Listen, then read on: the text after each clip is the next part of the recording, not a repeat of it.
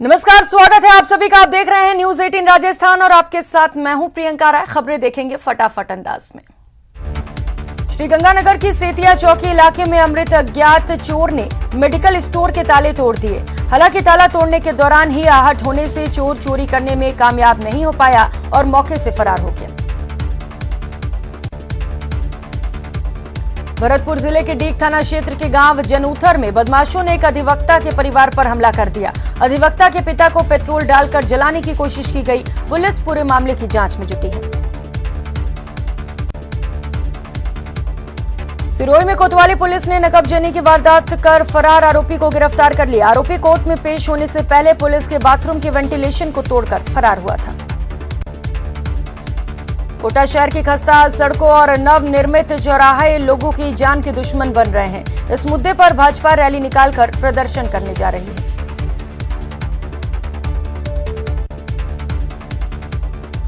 डूंगरपुर जिले में मुस्लिम समाज की ओर से इमाम हुसैन के शहादत मुहर्रम पर्व पर मनाया गया। इसी के तहत शहर में मुस्लिम समाज की ओर से मुहर्रम का जुलूस निकाला गया। पोखरण क्षेत्र में गोवंश में लंपी बीमारी रोकथाम को लेकर एसडीएम की अध्यक्षता में बैठक का आयोजन किया गया। बैठक में पशु चिकित्सा विभागीय अधिकारीगण, तहसीलदार सहित जनप्रतिनिधियों ने हिस्सा लिया। नागौर में शहीदों के सर्वोच्च बलिदान को याद करने के लिए कांग्रेस ने आजादी की गौरव यात्रा शुरू की। इस अवसर पर बाल संरक्षण आयोग अध्यक्ष संगीता बेनीवाल मौजूद रहे। डूंगरपुर जिले में 200 निराश्रित बच्चों ने अनुपयोगी सामग्री से 75 फीट परिधि की राखी तैयार की है। अनुपयोगी सामग्री से इतनी बड़ी राखी बनाकर निराश्रित बच्चों ने स्वच्छता और पर्यावरण संरक्षण का संदेश दिया। अनुपयोगी सामग्री जैसे डिस्पोजेबल बोतलें, रैपर्स, पुरानी सीडी, कागज और गत्तों की मदद से इस 75 फीट की और 200 किलो की राखी को तैयार किया गया। प्रदेश में आपसी भाईचारे को बिगाड़ने की एक और कोशिश सामने आई। खबर जयपुर के कोटपुतली के बगरू इलाके की है। यहां शिवलिंग खंडित करने की घटना के बाद तनाव है। प्रसिद्ध भूतेश्वर महादेव के शिवलिंग को खंडित किया गया। विरोध में बड़ी संख्या में लोग सड़कों पर उतर आए, बाजार बंद करवाया और रामधुनी शुरू कर शिवलिंग खंडित होने की जानकारी मिलने पर पुलिस मौके पर पहुंची। जयपुर के लुटेरों ने पिकअप से रस्सी बांधकर भांकरोटा इलाके में 2 एटीएम उखाड़े। भांकरोटा थाना पुलिस मौके पर पहुंची। जैसलमेर में कलेक्टर टीना डाबी के नाम से साइबर ठगी के प्रयास का मामला सामने आया। व्हाट्सएप पर आईएएस डाबी की फोटो लगाकर ठगों ने ठगी की कोशिश की, लेकिन सूझबूझ की वजह से ठगी का शिकार होने से पीड़िता बच गई। पुलिस ने इस पूरे मामले में डूंगरपुर के एक युवक को पकड़ा हुआ है। जालौर में संत रविनाथ आत्महत्या मामले में जांच के लिए एसआईटी का गठन किया गया। जांच के लिए सीआईडी सीबी ने आदेश जारी किए। जालौर में बीजेपी का प्रदेश स्तरीय 3 दिवसीय प्रशिक्षण शिविर का आज समापन होगा। राजस्थान के 113 विस्तारक नंदगांव में प्रशिक्षण ले रहे हैं। बीजेपी प्रदेशाध्यक्ष सतीश पूनिया सिरोही के रेवदर पहुंचे, जहां रेवदर बीजेपी मंडल कार्यकर्ताओं ने उनका स्वागत किया। ईआरसीपी को लेकर आज जल क्रांति यात्रा में हजारों लोग कूच करेंगे। ये कूच मंत्री किरोड़ी लाल मीणा के नेतृत्व में होगा। उदयपुर जिले के गोगुंदा थाना क्षेत्र में घर में सो रही वृद्धा के साथ लूटपाट कर उसकी हत्या कर दी गई। साथ ही घर में रखी पेटी के ताले तोड़कर जेवर और नकदी पर भी हाथ साफ किया गया। दौसा के गुढ़ा कटला में ई-मित्र संचालक के साथ हुई मारपीट और लूट के प्रयास का मामला सामने आया। घटना के विरोध में ग्रामीणों में आक्रोश देखने को मिल रहा है। बता दें कि बसवा थाना क्षेत्र के गुढ़ा कटला में दौसा बांदीकुई सड़क मार्ग पर ग्रामीणों ने जाम लगा दिया और ग्रामीण सड़क पर धरने पर बैठ गए। बीकानेर में चोरों ने ज्वेलरी शॉप की दुकान को निशाना बनाया। दुकान के ताले तोड़कर शोकेस में रखे 15 किलो चांदी और 80 ग्राम सोने के जेवरात लेकर फरार हो गए। झुंझुनू के मुकुंदगढ़ थाना इलाके में एक वृद्ध दंपति के घर पर चोरों ने लाखों रुपए के गहने और नकदी पर हाथ साफ कर दी। झुंझुनू के खेतड़ी में नोटरी व्हीकल की फर्जी मोहर और हस्ताक्षर कर प्रमाण पत्र बनाने वाले आरोपी को पुलिस ने गिरफ्तार किया। परमाणु नगरी पोखरण में नशे के सौदागरों के खिलाफ पुलिस एक्शन मोड में नजर आई। लाठी पुलिस ने सख्ती दिखाते हुए मादक पदार्थ 45 किलो डोडा पोस्ट बरामद कर एक तस्कर को भी गिरफ्तार किया।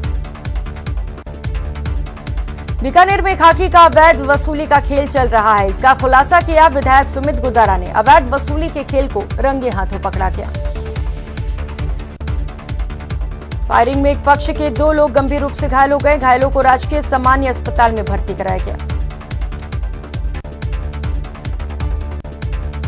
कोटा के नयापुरा थाना पुलिस ने कार्रवाई करते हुए 2000 के नामी आरोपी को गिरफ्तार करने में सफलता हासिल की। पॉक्सो के एक मामले में आरोपी करीब 8 माह से फरार चल रहा था। आरोपी रामबाबू मेघवाल खंडावड़ी का रहने वाला है। इस मामले में आरोपी उमाशंकर अभी भी फरार है। दौसा में बीती रात एक बार फिर चोरों ने एक दुकान को निशाना बनाया और करीब 5 लाख रुपए के कंप्यूटर और लैपटॉप चुराकर फरार हो गए।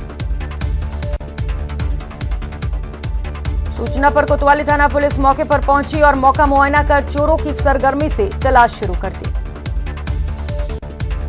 श्रीगंगानगर की सेतिया चौकी इलाके में अमृत अज्ञात चोरों ने मेडिकल स्टोर के ताले तोड़ दिए। हालांकि ताला तोड़ने के दौरान ही आहट होने से चोर चोरी करने में कामयाब नहीं हो पाए।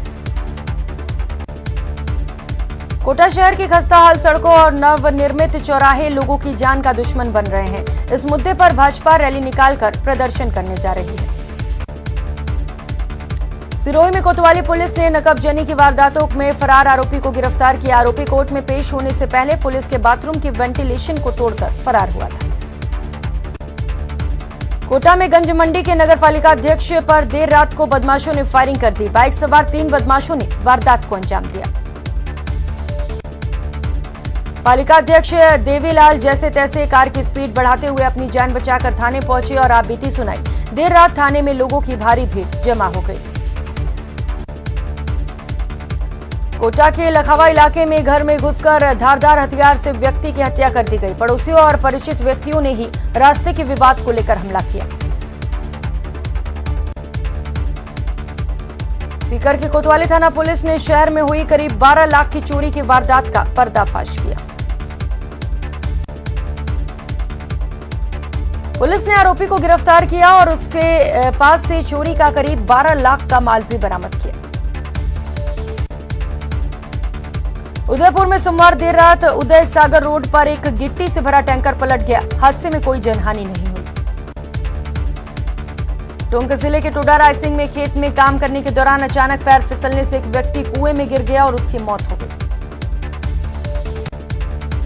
सूचना मिलने के बाद पुलिस मौके पर पहुंची और शव को कुएं से निकालने के लिए एसडीआरएफ की टीम को बुलाया। एसडीआरएफ की टीम ने कड़ी मशक्कत के बाद शव को बाहर निकाला।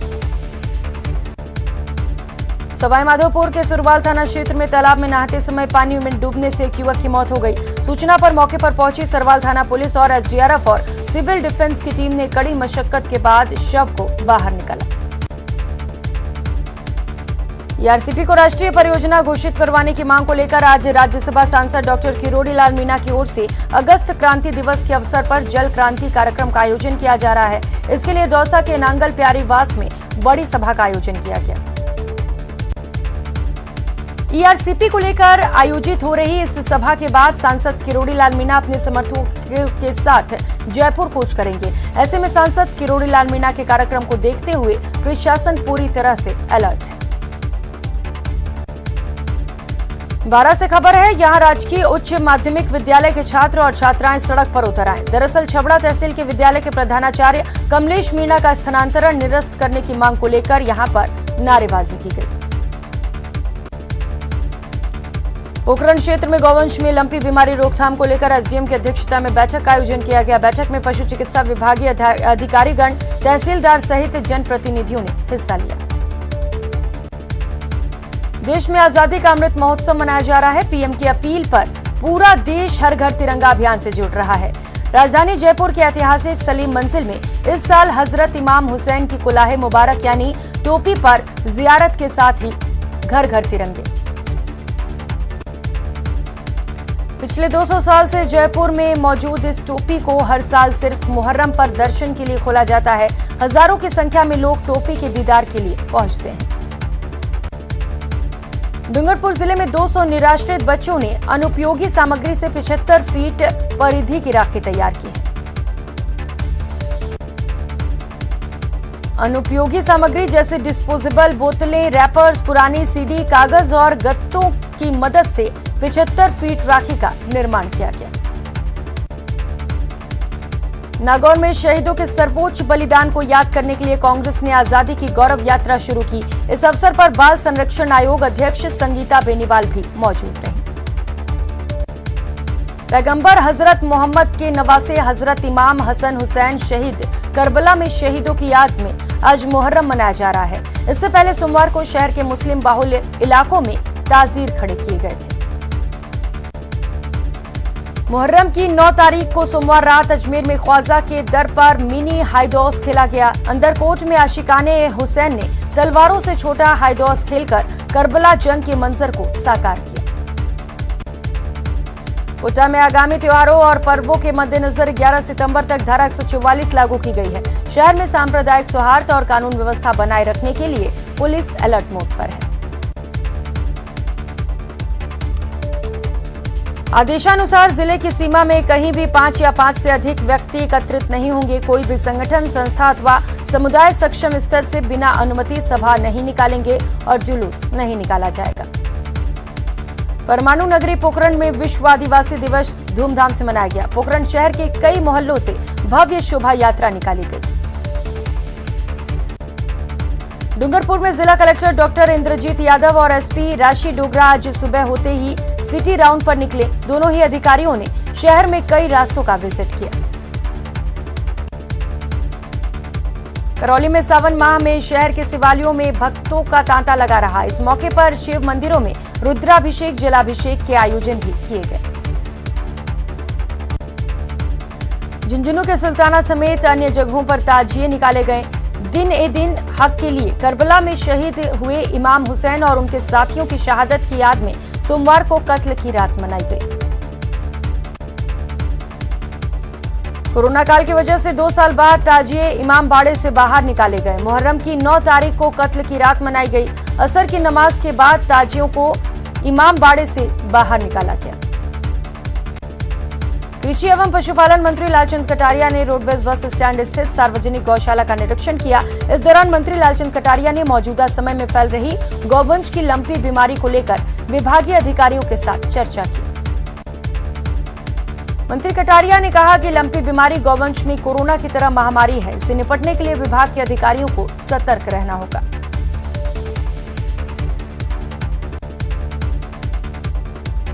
करौली के आबादी क्षेत्र में लेपर्ड घुस आया है। हिंडौन मार्ग स्थित बड़ा पांचना पुल पर लेपर्ड देखने से इलाके में सनसनी फैल गई। बता दें कि मार्ग से गुजरने वाले वाहन चालक ने लेपर्ड का वीडियो बना लिया। जानकारी मिलते ही वन विभाग की टीम भी मौके पर पहुंची। और खबर जैसलमेर से।